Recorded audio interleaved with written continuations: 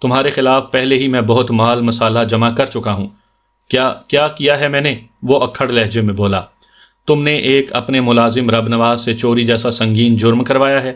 میں نے اس کی آنکھوں میں جھانکتے ہوئے کہا۔ یہ جھوٹ ہے، وہ حلق کے بل چیخا۔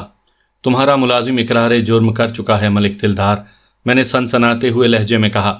تمہارے انکار سے صورتحال مزید تمہارے خلاف ہو جائے گی، اس لیے بہتر یہی ہے کہ شرافت سے اپنا جرم قبول کر لو۔ میں نے کوئی جرم نہیں کیا، وہ دھاڑا۔ یہ سراسر مجھ پر الزام ہے۔ تم کیا کہتے ہو رب نواز؟ میں نے رب نواز سے پوچھا۔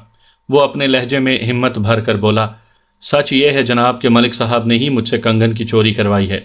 میں انہی کے حکم پر شام کوٹ گیا تھا اور پھر دوسرے روز میں نے کنگن ان کے حوالے کر دیا تھا۔ میرا مطلب ہے میں نے کنگن والا باکس ان کو دیا تھا۔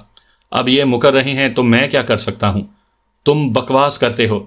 ملک دلدار نے رب نواز کو ایک ناقابل اشاعت گالی سے نوازا۔